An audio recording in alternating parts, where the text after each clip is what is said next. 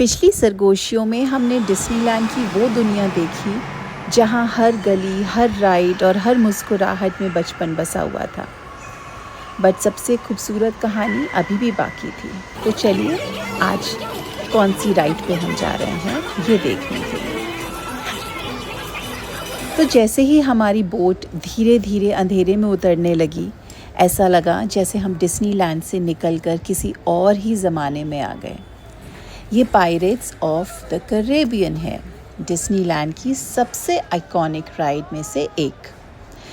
इसकी inspiration Disney की famous pirates film से भी जुड़ी हुई है, लेकिन इस राइड की कहानी और उन फिल्म से भी काफ़ी पुरानी है। यहाँ हर कोने में एक कहानी छुपी हुई थी। पुराने जहाज़, अंधेरी गुफाएं, पायरेट्स की आवाज़ें और पानी की हल्की सी लहरों के बीच ऐसा लग रहा था जैसे हम सच में उनके बीच सफ़र कर रहे हों। अमेजिंग। डिज्नी की एक बात मुझे हमेशा हैरान करती है कि यहाँ सिर्फ सेट्स नहीं बनाए जाते, एक पूरी दुनिया बना दी जाती है। हर घर, हर खिड़की, हर पायरेट, हर आवाज़ इतनी डिटेल्स के साथ बनाई गई थी कि बार बार बस एक ही सवाल आ रहा था, ये सब सोचा कैसे होगा। कभी कभी कुछ लम्हे बिना कुछ कहे ही ना ज़्यादा खूबसूरत लगते हैं। ये उन्हीं लम्हों में से एक था। और फिर धीरे धीरे हम वापस आए और ये राइड ख़त्म हो गई। लेकिन इसकी फीलिंग जब जब मैं ये वाली वीडियो देखती हूँ बहुत ही ज़्यादा सच लगती है। ऐसा लगता है कि जैसे मेरे सामने है ये सब। खैर जैसे जैसे दिन ढला कुछ और चीज़ें सामने आईं डिज्नीलैंड की, और फिर वो पल आ ही गया जिसका शायद पूरा डिज्नीलैंड इंतज़ार करता है।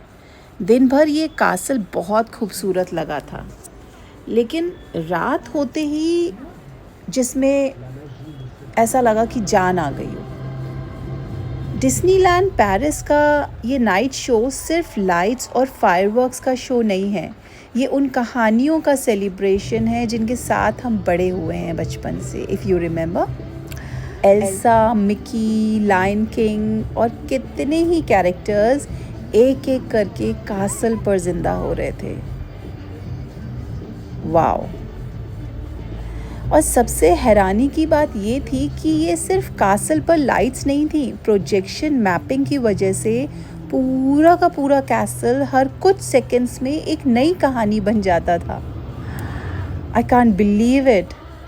और जब पहला फायरवर्क आसमान में चमका तो सिर्फ आसमान ही नहीं, दिल भी रोशन हो गया। उस वक्त मैंने आसपास देखा, बच्चे, उनके मम्मी पापा, दादा दादी, यंग कपल्स, सब एक ही तरफ देख रहे थे और सबके चेहरे पर एक ही मुस्कुराहट थी।